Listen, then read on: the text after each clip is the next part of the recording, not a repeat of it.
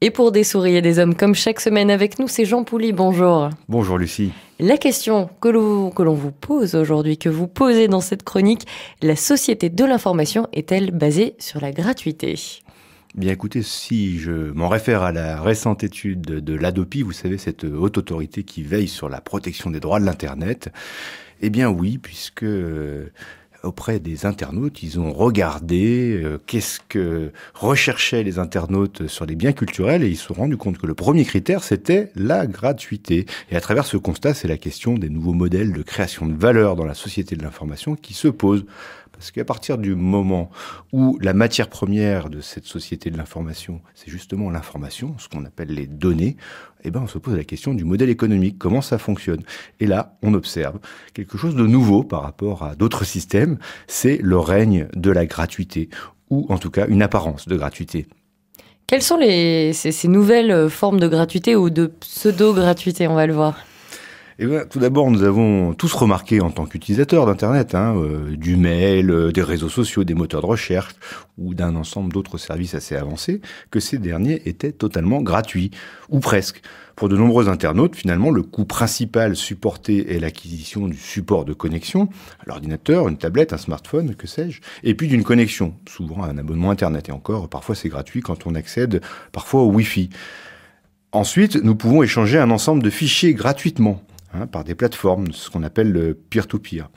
Même si cela est parfois illégal, parce que certains droits d'auteur sont violés, force est de constater qu'aucune parade efficace n'a été trouvée, qu'une génération entière, finalement, n'a jamais acheté d'œuvres de disques dans un magasin, et ne le fera sans doute jamais, et que, contrairement à ce qu'on entend parfois, cela n'a pas totalement ruiné le système, et qu'il y a encore beaucoup de créativité dans le monde musical.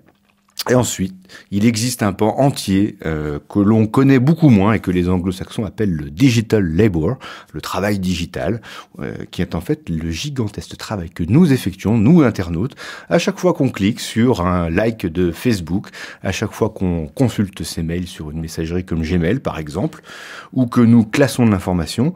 Toute cette activité est essentielle pour la production des revenus gigantesques des grandes majors de l'Internet, et c'est du travail gratuit. Et comment ça s'explique, ça, ce phénomène ? Pour bien comprendre, et c'est assez original dans le numérique, c'est que le coût marginal de reproduction d'une ressource numérique est nul, ou quasiment nul. En fait, on va prendre à l'envers pour comprendre. Si je produis une voiture ou une banane, je peux faire quelques économies d'échelle en produisant beaucoup, mais mon coût marginal de reproduction restera élevé, car il faut de nombreuses matières premières, à chaque fois une nouvelle matière première, et un travail important pour reproduire le bien. Dans l'économie numérique, c'est complètement différent. Une fois que la ressource est produite, on peut la reproduire à l'infini, sans coût supplémentaire important ou très faible.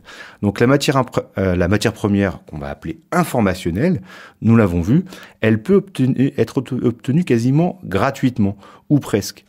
Dans un espèce d'échange qui est implicite, qui est je te donne des services gratuitement, le mail, les réseaux sociaux, contre tes données, qui me rapporteront de l'argent pour faire du marketing.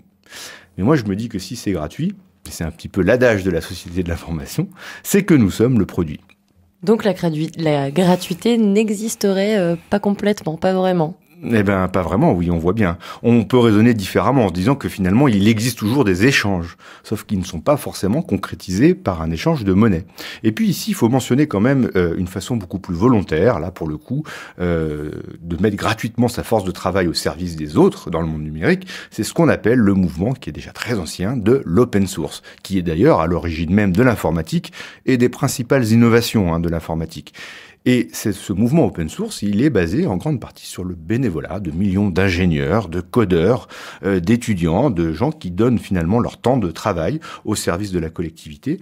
Et on paye le service, mais pas la propriété intellectuelle, puisqu'en fait les licences sont libres, comme par exemple les licences Creative Commons, qui permettent de reprendre, de modifier, si possible améliorer bien sûr, une ressource qui est produite, que ce soit un cours, un texte, une illustration, en mentionnant l'auteur et en s'engageant à le laisser soi-même libre de droit une fois qu'on l'aura modifié. Voilà, donc il est important de bien parler d'open source, donc que ce soit les données qui soient ouvertes plutôt que verrouillées. Il y a des données qui à l'inverse sont verrouillées, on peut pas recopier un fichier, on en fait l'expérience parfois, parce qu'en anglais, il y a souvent une confusion entre le terme sur le terme free, qui veut dire à la fois libre, I'm free, et gratuit, it's free. Et une donnée peut être gratuite, mais pas libre, et inversement, ou les deux. Ce qui compte, c'est l'accès libre à la ressource. Alors, est-ce qu'on peut dire que l'économie du don est en fait inscrite dans l'ADN de l'Internet ? Eh bien oui, je crois. On peut dire cela à cause de la nature même des biens échangés, qui sont donc numériques, donc facilement reproductibles, c'est ce que j'ai expliqué sur ce coût marginal de reproduction, et parce que ce sont des biens informationnels, éducatifs et culturels, c'est-à-dire que ce sont des types de biens particuliers. Quand vous donnez un savoir, une information ou une photo numérique, vous la perdez pas. Et quelles seraient les limites de cette gratuité ?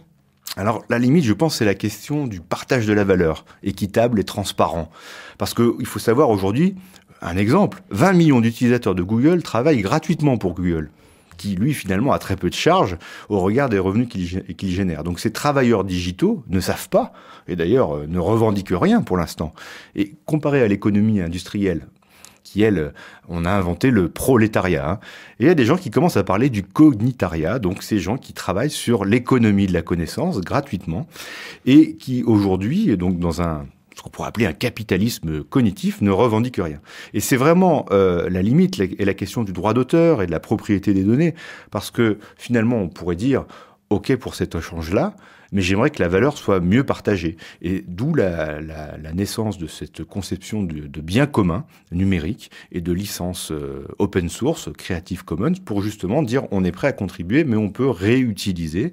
Et donc pour éviter que certains, finalement, captent, ne s'approprient seuls la valeur produite par tous les gens sur le réseau. Donc, quelque part, un mouvement, par exemple, comme le peer-to-peer, qui est décrié par rapport au piratage, est un mouvement qu'on pourrait décrire de collectivisation des données, puisqu'on met en commun ces données. Et ceci n'est pas neutre, parce que quand on voit la loi Hadopi, on voit bien que c'est presque un mouvement politique qui naît derrière. Et là, on sait on se rend compte qu'on parle du travail, de la valeur du travail. Est-ce qu'on peut imaginer des mouvements politiques, par exemple, sur cette question ? Oui, et d'ailleurs, il y en a déjà, puisqu'aux États-Unis, il y a eu tout un tas de protestations, justement, auprès de Facebook ou de grandes majors, pour limiter certaines dispositions techniques qui, justement, favorisaient la captation totale de la valeur produite gratuitement par les internautes, donc pour construire ce qu'on peut appeler une régulation. Donc la vraie bataille de demain, c'est la régulation, et certains imaginent même la création d'un syndicat du réseau, et on pourrait imaginer que la grève de l'Internet, la grève du clic, serait un moyen d'expression, justement, pour contribuer à cette régulation. Eh bien, pourquoi pas. Merci beaucoup, Jean Pouly, d'avoir été avec nous. Cette chronique se réécoute gratuitement sur internet rcf.fr. Merci et à bientôt.